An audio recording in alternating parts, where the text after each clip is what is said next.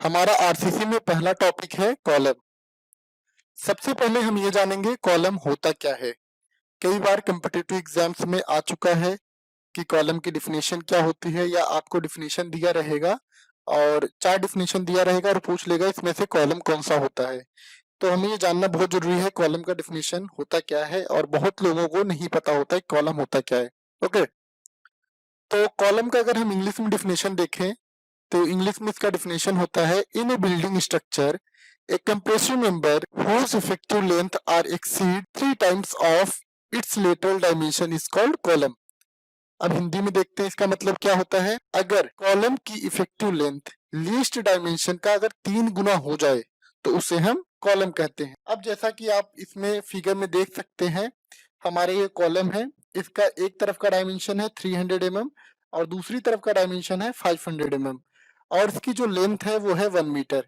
तो यहाँ पे देख सकते हैं इसमें लीस्ट लेटरल डायमेंशन कौन सा होगा। लीस्ट लेटरल डायमेंशन इस कॉलम का हो जाएगा 300 mm, और हमारा जो 300 mm है अगर इसको हम 3 टाइम्स करेंगे तो कितना हो जाएगा 900 mm, और जो कि 900 mm क्या है 1 मीटर से इसके लेंथ से कम है। यहाँ पे हमारा ओवरऑल लेंथ है और इफेक्टिव लेंथ से 3 गुना इफेक्टिव लेंथ जो होता है वो 3 गुना होना चाहिए।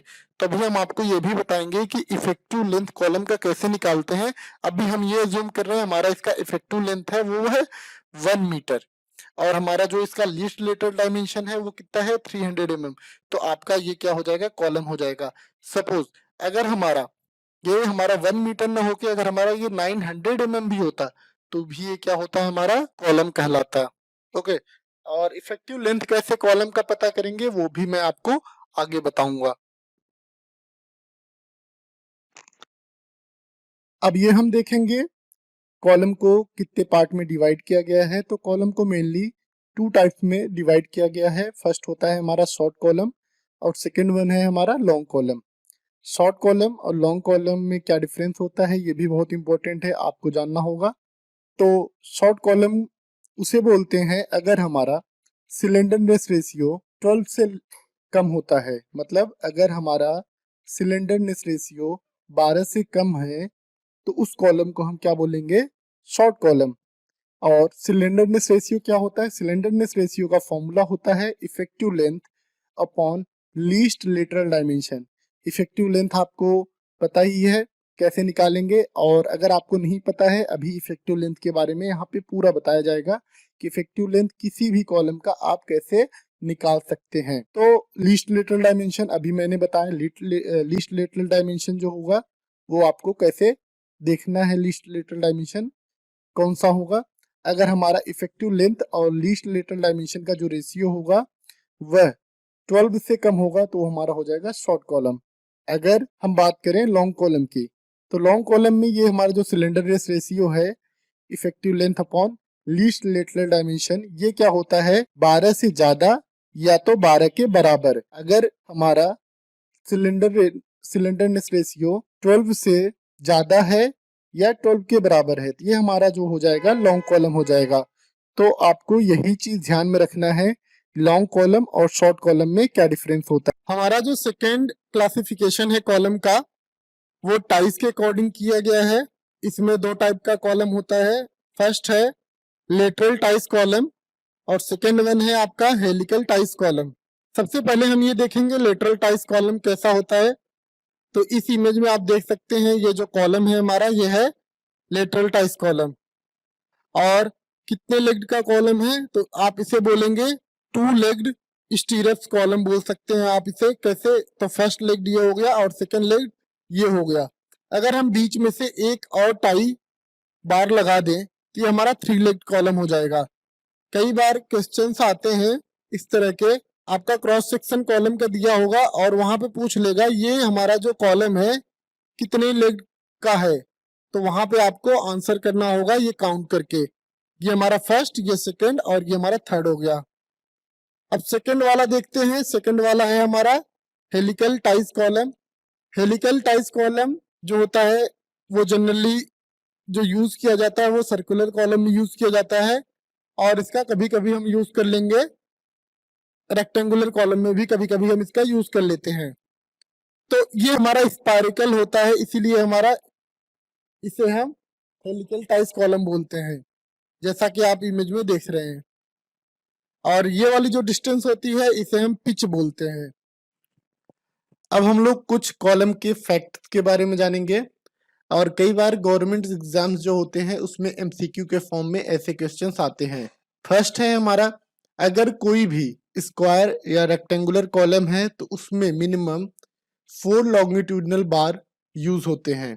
सेकंड है हमारा, अगर हमारा कोई भी सर्कुलर कॉलम है तो उसमें मिनिमम 6 लॉन्गिट्यूडनल बार यूज होते हैं। और ये क्वेश्चंस कई बार गवर्नमेंट एग्जाम्स में आ चुके हैं। Minimum number of longitudinal bar in circular column, तो आपका यहाँ पे आंसर होना चाहिए 6। नेक्स्ट है हमारा, किसी भी हेलिकल रेनफोर्समेंट कॉलम में भी मिनिमम 6 रेक्टेंगुलर बार यूज होते हैं। ये भी बहुत इंपॉर्टेंट है, आपको ये चीजें समझनी है अच्छे से। नेक्स्ट है हमारा, कॉलम में जो मिनिमम हमारी स्पेसिंग होती है वो 300 mm की होती है। नेक्स्ट देखेंगे कितना लॉन्गिट्यूडनल रेनफोर्समेंट बार यूज होता है कॉलम में। हमारे कॉलम में मिनिमम लॉन्गिट्यूडनल बार जो यूज होता है वो होता है 0.8% of cross section of column, और मैक्सिमम होता है 6% of cross section of column. जैसे ये हमारा कॉलम है और इसका cross section 300 mm into 500 mm है। अब हमें इस कॉलम का minimum area of longitudinal reinforcement निकालना है और maximum area of longitudinal reinforcement निकालना है। तो इस कॉलम का क्रॉस सेक्शनल एरिया हो जाएगा 300 mm into 500 mm equals to 15,000 mm square, मतलब 15,000 mm स्क्वायर। और अब इसका 8% जो होगा वो हो जाएगा हमारा 1200 mm स्क्वायर।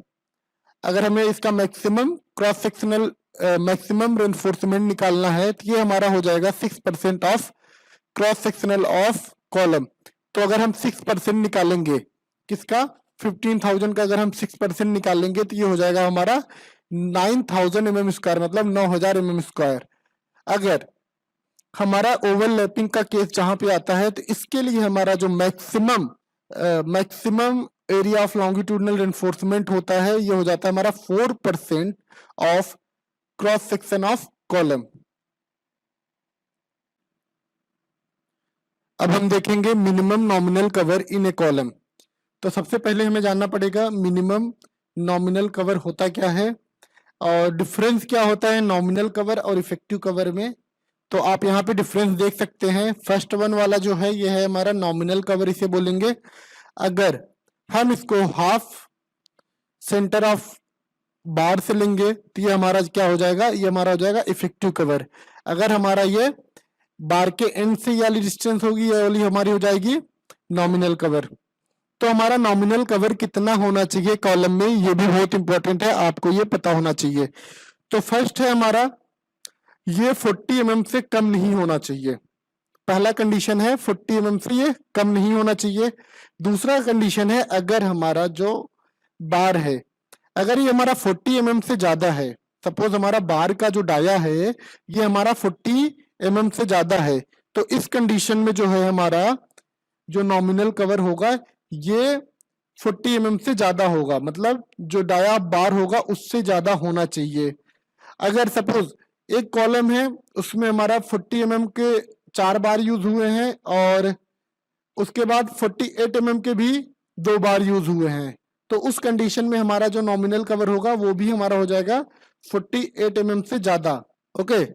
और एक कंडीशन इसके लिए और होता है, यदि हमारा जो कॉलम है उसका साइज 200 mm है या 200 mm से कम है, तो हमारा उस कंडीशन में मिनिमम नॉमिनल कवर जो है 40 mm के बजाय आप 25 mm ले सकते हैं। नेक्स्ट है हमारा minimum diameter of longitudinal bar in A column. तो सिंपल सा है, कई बार आया है क्वेश्चन कि minimum diameter of longitudinal bar in A column कितना होना चाहिए, तो आपका इसका आंसर हो जाएगा 12 mm होना चाहिए। नेक्स्ट हम देखेंगे लेटरल टाइज। सबसे पहले ये देखेंगे लेटरल टाइज होती क्या है। जैसा कि आप इस इमेज में देख सकते हैं ये हमारा है लेटरल टाइज। लेटरल टाइज का जो मिनिमम डायमीटर होता है यह या तो 6 mm से ज्यादा या फिर लॉन्गिट्यूडनल बार जो होता है आपके कॉलम का, इसका डिवाइड बाय 4 होना चाहिए। एक एग्जाम्पल देखते हैं हम। जैसे ये हमारा एक कॉलम है जिसका साइज 300 mm इंटू 500 mm है और इसमें 28 mm के 4 बार लगे हुए हैं। अब हमें इसमें पता करना है इसमें minimum diameter of lateral ties की कितनी होनी चाहिए, मतलब इसमें कितने mm की लेटरल टाइज हमें लगानी पड़ेगी इस कॉलम में। तो इसमें दो चीजें दी हुई हैं। फर्स्ट है आपका या तो ये हमारा 6 mm से कम नहीं होना चाहिए, मतलब 6 mm से आपका ज्यादा होना चाहिए। दूसरा है कि आपका जो लॉन्गिट्यूडनल बार है इसमें जो हमारा 28 mm का 4 बार यूज हुआ है, इसको हम डिवाइड कर दें 4 से। अगर हम इसको 4 से डिवाइड करेंगे तो हमारा आ गया 7 mm। तो आपका जो लेटरल टाइज है मतलब 7 mm या 7 mm से ज्यादा होना चाहिए। तो 7 mm का कोई भी बार आता ही नहीं है, तो 7 लेके हम लोग क्या ले लेंगे, 8 mm ले लेंगे। एक चीज और इम्पोर्टेंट है कि हमें ये भी पता होना चाहिए कि कितने mm के बार्स मार्केट में हमें जनरली मिल जाते हैं। तो 6 mm आपका मिल जाता है, 8 mm भी मिल जाता है, 10 mm, 12 mm, 16 mm, 20 mm, 28 mm, 32 mm, 36 mm और 40 mm। तो जनरली जो होता है अगर हम किसी भी बिल्डिंग वगैरह में काम करते हैं 40 mm तक का बार जनरली यूज होता है। उससे ज्यादा भी होता है, जैसे आपका 50 mm भी होता है, 55 mm भी होता है, लेकिन उसका इतना ज्यादा यूज आता नहीं है। जैसे आपका अगर कोई बड़ा प्रोजेक्ट है, जैसे मेट्रो का काम चल रहा है या आपका ब्रिज कंस्ट्रक्शन का काम चल रहा है, तो वहां पे ऐसे बार यूज होते हैं। और बिल्डिंग्स में अप टू आप मान के चलिए 40 mm तक हमारा मैक्सिमम यूज होता है। नेक्स्ट हमारा है पिच। सबसे पहले हम देखेंगे पिच होती क्या है। तो आप इस इमेज में देख सकते हैं पिच क्या होती है। और पिच में एक चीज आपको और ध्यान रखना है, इसमें हम जो ये डिस्टेंस ले रहे हैं, इमेज में आप डिस्टेंस देख सकते हैं, जो हमारी डिस्टेंस है ये हमारी सेंटर टू सेंटर होती है, इसको हम सेंटर टू सेंटर लेते हैं। And this is very important point, आपको ये चीज ध्यान रखना है कि इसमें हम जो डिस्टेंस लेते हैं पिच में सेंटर टू सेंटर लेते हैं। ओके, अब हम देखेंगे कि पिच कितना होना चाहिए, मतलब मैक्सिमम पिच आप कितना प्रोवाइड करना चाहिए आपको किसी भी लेटरल टाइज में। तो पिच प्रोवाइड करने का इधर 4 कंडीशन होता है। फर्स्ट कंडीशन होता है या तो लीस्ट लेटरल डायमेंशन के बराबर या उससे कम। सेकंड होता है जो कॉलम में लॉन्गिट्यूडनल बार लगे हुए हैं उसमें जो सबसे कम डाया वाला बार है उसका 16 टाइम्स के बराबर या उससे कम।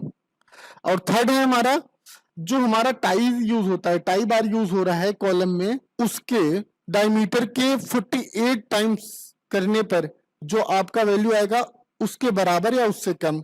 और फोर्थ है 300 mm। अब हम एक छोटा सा न्यूमेरिकल देखेंगे जिसमें आपको कॉलम का जो लेटरल टाइज है उसका पिच फाइंड आउट करना है। तो सबसे पहले देखेंगे हमारा जो कॉलम का साइज है ये है हमारा 200 mm इंटू 400 mm। और इसमें 2 बार जो लगे हैं ये हमारा लगा है 20 mm का, और 2 बार लगा है हमारा 16 mm का, 16 mm का। और इसमें जो लेटरल टाइज का डायमीटर है ये है हमारा 8 mm का। Okay, now we have to find the pitch of the column. कितना पिच होगा, पिच का क्या डिस्टेंस होगा। तो इसके लिए हमारा 4 कंडीशन यूज होता है। फर्स्ट कंडीशन है हमारा, फर्स्ट कंडीशन के अकॉर्डिंग हमारा लीस्ट डायमेंशन जो होता है उसको हम ले लेंगे। तो हमारा इसमें लीस्ट डायमेंशन क्या है हमारा 200 mm इंटू 400 mm में 200 mm। लीस्ट मतलब होता है जो छोटा डायमेंशन है, तो सबसे छोटा डायमेंशन हो गया हमारा 200 mm। ओके, इसके हिसाब से हमारा 200 mm आ गया। सेकेंड कंडीशन क्या है, जो आपका सबसे छोटा बार है इसमें उसका हमारा 16 टाइम्स कर दो, तो मतलब आपका 16 mm का कम छोटा बार है, तो 16 mm इंटू 16 हो जाएगा, तो आपका ये हो जाएगा टोटल 256 mm। थर्ड कंडीशन है जो आपका टाई का बार है, टाई का बार आपका जो है वो 8 mm का है। अगर हम 8 इंटू 48 कर देंगे तो हमारा अगर आ जाएगा 344। ये हमारा थर्ड कंडीशन से आ गया। फोर्थ है हमारा 300 mm, फोर्थ है 300 mm।